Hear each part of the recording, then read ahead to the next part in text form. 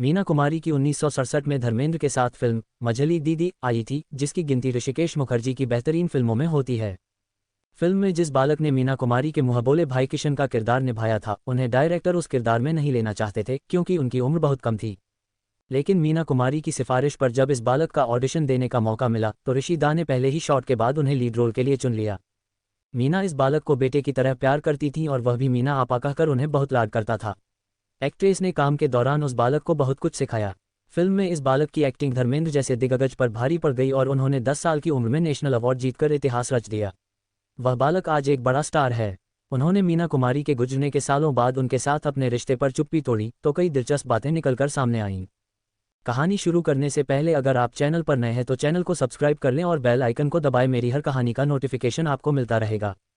मीना कुमारी की फिल्म मझली दीदी शरद चंद्र चट्टोपाध्याय की मशहूर बंगाली कहानी मेज दीदी पर आधारित है, जिसमें धर्मेंद्र उनके पति के रोल में हैं।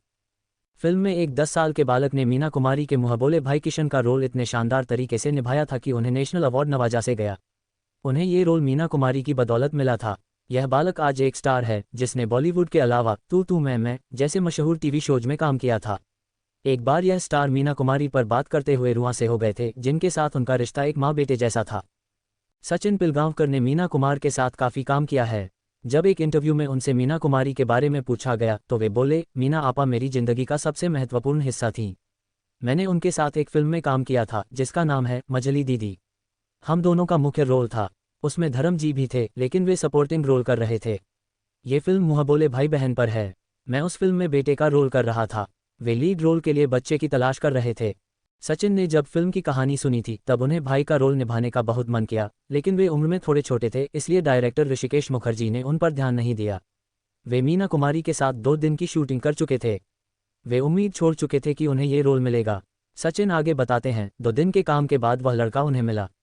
उसे मीना आपा के साथ वह कैरेक्टर निभाने को कहा गया। मुझे मलाल था तो मैं सेट से जाने लगा। ऋषि दा ने मुझे वहीं बैठने को कहा। उस लड़के के साथ शूट पूरा होने के बाद डायरेक्टर ने सचिन को वह शॉट करने को कहा। सचिन किरदार के गेटअप में आ गए और मीना कुमारी के साथ शॉट देने को तैयार हो गए। सचिन ने बिना किसी योजना के किरदार को अपना टच दिया। ऋषि दा उनकी एक्टिंग से इतना प्रभावित हुए कि उन्हें मीना कुमारी के साथ मुख्य किरदार निभाने को कह दिया। दरअसल मीना कुमारी के कहने पर ऋषि दा ने सचिन पिलगांवकर को ऑडिशन के लिए कहा था, जिसमें वे पास हो गए। सचिन पिलगांवकर फिर मीना कुमारी को याद करते हुए कहते हैं, मीना आपा ने ऋषि दा को उस रोल के लिए मुझे ट्राई करने को कहा था। उस वजह से मुझे वह रोल मिला जिसके लिए मुझे बतौर चाइल्ड आर्टिस्ट नेशनल अवार्ड मिला। इसके बाद मीना कुमारी से सचिन का लगाव और गहरा हो गया।